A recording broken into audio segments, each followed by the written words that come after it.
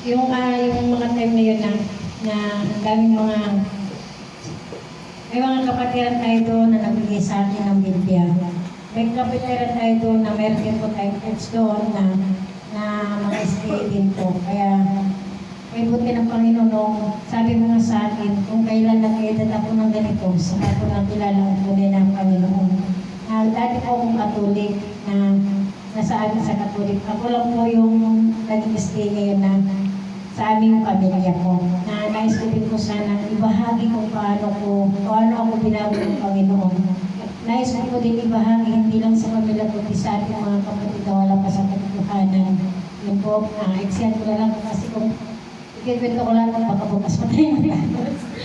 Ayan po, ito lang po yung habang ako'y nag-aaral ng salita ng Panginoon, na nagbabasa ng banal na salita ng Panginoon, dito po nakita ang karunan sa aking puso, sa aking buhay, na bagamat sabi nila, dumanas din ako ng matinding mga pagsubok. Nasabi ko sa aking sarili, bakit habang napapalapit ako sa Panginoon, doon naman ako nagkakaroon ng mga matinding pagsubok na hindi ko na nakakayanan.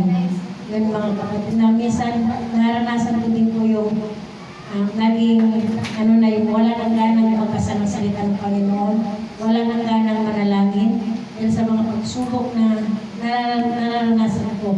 Kung hinahanap ko yung parang gusto kong lumaya na maging sa makamunduang kasiyahan, yung mga kapatid. Ngunit ang mga bagay na pagsubok na yun, hindi pala kalugyan, hindi pala sa akin, kundi yun ang mga pagsubok na yun ay magpapatibay sa akin kung hanggang saan ako sa aking pananampalataya, kung hanggang saan ako sa Panginoon. Kaya dito ko naramdaman talaga na nagkaroon ako ng matinding pagsubok at nagkaroon ko ng hindi ko inasahang bagay sa aking buhay, na napauwi po ako ng hindi oras dito sa ating bansa. Na 7 taon ako nagsilbi sa amo ko sa Riyadh.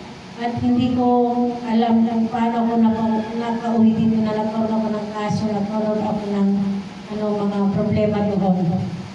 Ngunit nung nandun po ako sa accommodation ng Riyadh, lumapit ako sa embassy natin na hindi ako pinapakinggan. Hindi ako inasikaso. Parang lang ako doon. Parang isang basura na hindi pinapakinggan ng mga kapatid natin doon. Kaya doon ako mas nanalangin sa Panginoon. Walang-wala po akong pera, walang-wala akong inuwi nung umuwi ako ng October 14. Ngunit may buti ng Panginoon habang flight ko na nangalaw na ng madaling araw. Walang talaga ang laman ng pulsa ko, walang-wala, kundi ang aking nadala lamang ay ang Biblia.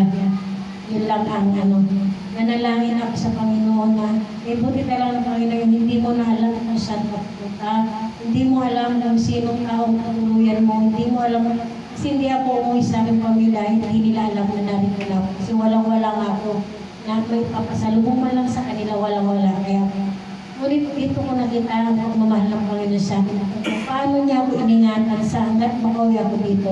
Habang nasa aeroplano pa lamang ako, na may mga kapatiran tayo na sa akin na ang bala ko doon na ako matutulog sa airport. Kasi wala akong alam na pupuntan kasi kahit dito sa bahay ni Brother, hindi ko na maalala. Ganun. Ngunit may isang kapatid tayo na binigyan niya ako ng maayos na tulugan. Binok niya ako sa isang hotel. Na tingnan mo, kapatid ng Panginoon, yung walang-wala ka na, yung hindi mo na alam. Ngunit ang Panginoon ay gagawa ng kaparaanan kung paano kanya iingatan kung maglilingkod ka sa Kanya.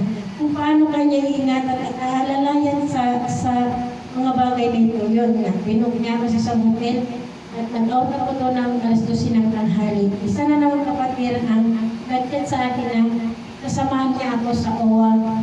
Buong maghapon kami doon na wala akong kain, wala akong pahinga. Yung gulong-gulo ulit kung dito na ako sa buhay. Tapos namin noon, may isang kapatid na naman na nag-chat sa akin na, Sister, dito ka muna tumuli sa bahay ko. Yun nga, nung wala ko pa masaya, sila na lahat ng nagbayad, ng masahe mo, pagkain ko, hanggat makaparating ako ulit doon sa ating kapatid na pangalan niya si Hilda. Isa din is lady yun. Kaya, kay buti ng Panginoon, inalalayan niya ako kung saan ako itutuwid ang buhay ko. Kasi nais ko din, sabi ko, pag-uwi ko, gusto ko katulad nila Kuya rin ng bahay-bahay, Lord. Gusto ko may bahagi kung paano ako naging, gano'n nga. Habang nung nakauwi ako sa Isabela, sa isang kapatid, meron po akong hearing dito sa OWA na naisip ko na naman na i-chat si Brother Ray. Dahil wala akong tutuloyan dito sa Maynila. Sa Maynila. Hanap na kami.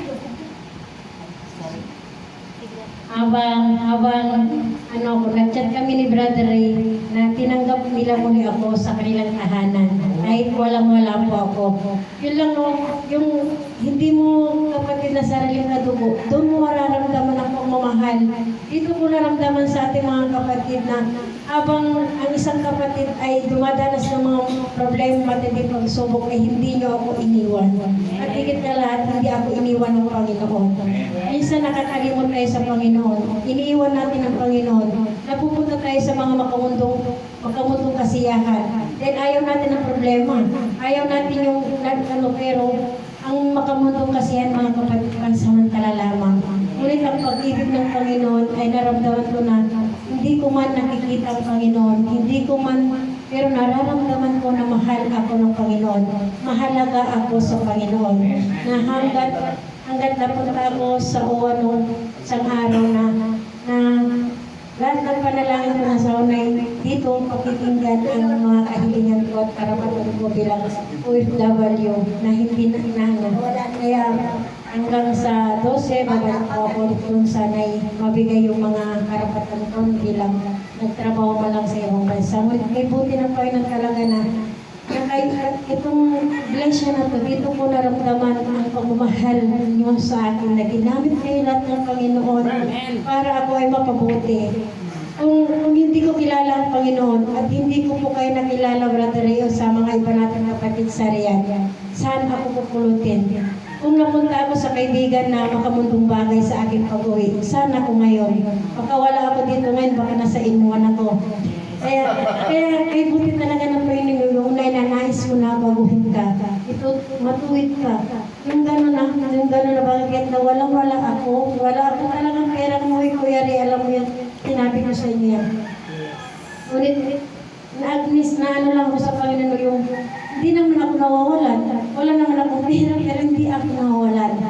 Yun ang ano natin sa kung magtatapat na tayo talaga sa Panginoon. Hindi naman ako perfecto na pero nawala-wala din ako, binaliwala ko din ng Panginoon. Kahit alam ko na ang katuhanan, hindi ako nagpasa. Minsan may song kami ni Kuya Ray, yung may song kasi Kuya Ray, na laging pasok ka na sa parang kailan kasi ako lumalapit na naman ako nagkakaroon ng mga problema. Mas maganda na yung hindi ko nakilala, masaya ako wala akong problema iniisip. Parang ganun ba? Yung ko, pero nung hindi nila ako tinantanan ni Brother Lee, mga kapatid natin, Sister, join nga, ano ba problema mo? Yung parang ganun ba, yung nararamdaman mo ang pagmamahal ng kapatid natin. Ikaw sana'y makauwi man ako sa aking mga sa Pangasinan. Nais ko din ipabahagi, nais ko din doon, yung i-share sa kanila yung mga bagay na ito kasi nasa Katolik. Hindi ko naman inari yung pagkakatolik namin. Kilala din namin ang Panginoon, pero hindi lubusan na kilala. Ang akala yung una pa nga, doon din po pala ako nabaptisan sa Saudi Arabia. Nung dinibel studyan ako, baka makasala lang ako kasi yung 10 utos na yun, paano ba mahalin na yung kaaway? At paano ka mag-ano sa mga sabat kung may trabaho kayo? Yung mga bagay na pinag-aralan ko na minsan huwag na lang ako magpabayutas kasi baka magkasala pa ako. Pero hindi pala mahirap sundin ang 10 utos.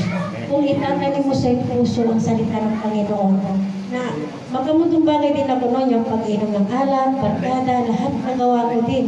Lahat na yun kung babaguhin ka talaga ng Panginoon, ilang hindi wala sa edad, bata laman matanda. Kung babaguhin ka talaga ng Panginoon at nais niyang maglingkod ka sa Kanya, gagawa ng Panginoon ng kaparaanan kung paano ka maglingkod sa Kanya. Kaya purihin ang Panginoon, mga kapatid, na narito ako sa iyong harapan. Nanaway magpatuloy po tayo sa ating paglilingkod. Dumanas man tayo ng mga matititing pagsubok, dumanas man tayo ng mga problema, dumanas man tayo na wala na tayong makain, wala tayong pera. Ang sabi ng Panginoon, huwag mong alalahanin ang araw ng bukas. Ayun nga, makibasa na, sister, yung Jeremiah 29 verse 11 and 12. Yun po yung pag dumadanas ako ng pagsubok, yan lagi ang inaalala ko na salita ng Panginoon. 29 verse 29 verse 11. 29, 11, 11. Ang dagan mo, napagkan ng talataya. Tingnan natin ang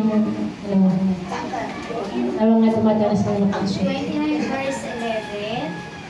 Sapagkat nalalaman ko ang aking mga panukala para sa inyo, sabi ng Panginoon, mga panukala para sa ikabubuti at hindi sa ikakasama, upang bigyan kayo ng kinabukasan at ng pag-asa.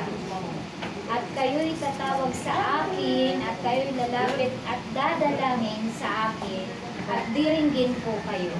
Amen. Ang ganda nung yung akala ko yung plano ko, punta ako sa ibang bansa, magpapayaman ako. Mag-iipon ako ng magandang bahay, maraming gold, maraming pera.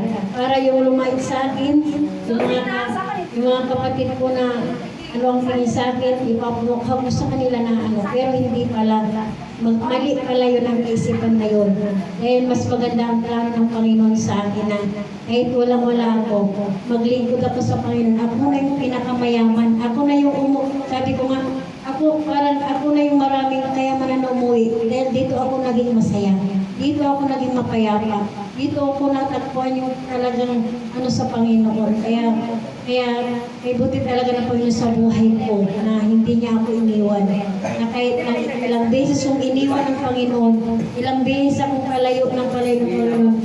Ngunit hindi napagod ng Panginoon na kalabitin ako ng kalabitin. Na anak, nagkakamali ka na. Dito ka lang sa akin. Yan.